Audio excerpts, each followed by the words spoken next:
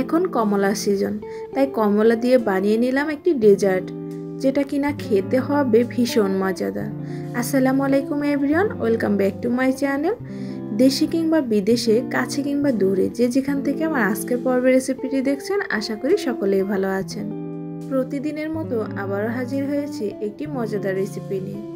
আজকে আপনাদেরকে তৈরি করে দেখাবো অরেঞ্জ জেলি রেসিপি, যেটা কিনা ছোট থেকে বড় সকলেরই অনেক অনেক পছন্দের একটি খাবার। সকালবেলা ব্রেকফাস্টে আপনি চাইলে রুটি দিয়েও খেতে পারেন, চাইলে ডেজার্ট হিসেবেও খেতে পারেন। যেভাবেই খান না কেন খেতে হবে ভীষণ মজাদার। তো চলুন রেসিপিটি দেখে নেওয়া যাক। তো শুরুতেই আমি এখানে 3টি কমলা নিয়েছি, আর কমলাগুলো বেশ বড় সাইজের, আর কমলাগুলো কিন্তু একদম লাল কালারের। এবার কমলার খোসাটাকে ছাড়িয়ে নিতে হবে। তো আমি ভালোভাবে কমলার খোসাগুলো ছাড়িয়ে নিয়েছি। এবার একটি নাইফ দিয়ে মাঝ বরাবর কেটে নিচ্ছি। তো আমি 3টা কমলাই মাঝ বরাবর কেটে নিচ্ছি। আপনারা চাইলে কিন্তু কমলাটা বাড়িয়েও নিতে পারেন, সেক্ষেত্রে জেলি পরিমাণটাও কিন্তু বেশি হবে। কেটে নেওয়া হয়ে গেলে এরকম একটি ছাঁকনি ব্যবহার করছি। এখন ছাঁকনির উপর কমলার একটি স্লাইস নিয়ে এভাবে একটু চেপে চেপে রসটাকে আলাদা করে নিতে হবে। আপনারা চাইলে হাত দিয়ে চটকেও কিন্তু রসটা আলাদা করতে পারেন, আবার চাইলে চামচ দিয়ে চেপে চেপেও কিন্তু রসটা আলাদা করে নিতে পারেন। তো এভাবে আমি সবগুলো কমলা থেকে রসটাকে আলাদা করে নিচ্ছি। সবগুলো কমলা থেকে রসটা আলাদা করা হয়ে গেলে এবার আমি এই রসটাকে জাল করে নেব। তো জাল করে নেওয়ার জন্য চুলায় একটি প্যান বসিয়ে দিয়েছি, আর এই অবস্থাতে কিন্তু চুলাটা বন্ধ হয়ে আছে। এবার দিয়ে দিচ্ছি 1 কাপ কমলার রস। আমার এখানে 3টা কমলা থেকে 1 কাপ রস হয়েছে। এবার দিয়ে দিচ্ছি 3 টেবিল চামচ পরিমাণ চিনি। দিয়ে দিচ্ছি 1 চা চামচের একটু কম আগার আগার পাউডার। ভালোভাবে নেড়ে চেড়ে মিশিয়ে নিচ্ছি। চিনি পরিমাণটা আপনারা একটু মিষ্টি বেশি খেতে চাইলে সেক্ষেত্রে বাড়িয়ে নিতে পারেন।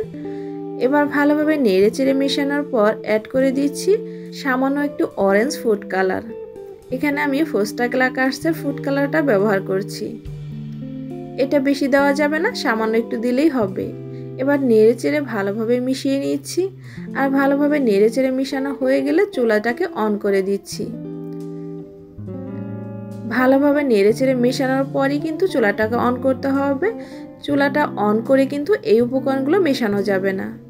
তো ফুটে আসা পর্যন্ত অপেক্ষা করছি। যখন ফুটে উঠবে ওই পর্যায়ে 1 মিনিট জাল করে নিতে হবে, চুলা আঁচটাকে লো হিটে রেখে।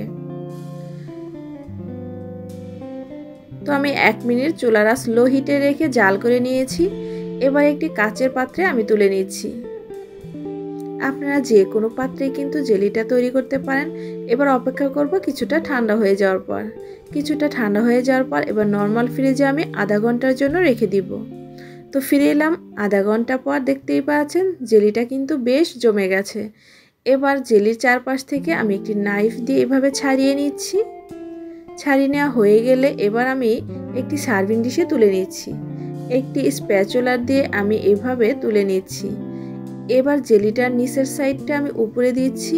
দেখতেই পাচ্ছেন কতটা সুন্দর দেখাচ্ছে। এবার সামান্য একটু কমলার খোসা দিয়ে এভাবে ডিজাইন করে আমি সুন্দর করে সাজিয়ে দিচ্ছি, এতে করে দেখতে সুন্দর লাগবে। তো দেখতেই পাচ্ছেন কতটা সুন্দর লাগছে মাশাআল্লাহ, আর খেতে কিন্তু ভীষণ মজাদার। চাইলে ঝটপট এভাবে তৈরি করে নিতে পারবেন অরেঞ্জ জেলি। আশা করছি আমার আজকের রেসিপিটি আপনাদের কাছে ভালো লেগেছে, আর রেসিপিটি ভালো লাগলে অবশ্যই চ্যানেলটি সাবস্ক্রাইব করে পাশেই থাকবেন। এই অরেঞ্জ জেলি কিন্তু বাচ্চাদের খুবই পছন্দ, চাইলে আপনি ঝটপট তৈরি করে দিতে পারেন এরকম অরেঞ্জ জেলি রেসিপি।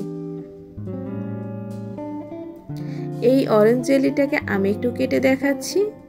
এর ভেতরটা খুবই সফট, মুখে দিলে একদম মিলিয়ে যাবে। তো দেখতেই পাচ্ছেন কেটে নেওয়ার পর কিন্তু কতটা লোভনীয় লাগছে। আশা করছি আমার আজকের রেসিপিটি সবার কাছে ভালো লেগেছে। রেসিপিটি ভালো লাগলে অবশ্যই চ্যানেলটি সাবস্ক্রাইব করে বেশি বেশি লাইক, শেয়ার, কমেন্টস করতে ভুলবেন না। আমার ফেসবুক পেজ থেকে দেখলে অবশ্যই পেজটি ফলো দিয়ে রাখবেন। সবাই ভালো থাকবেন, সুস্থ থাকবেন। আজকের মতো এখানেই বিদায় নিচ্ছি। আল্লাহ হাফেজ।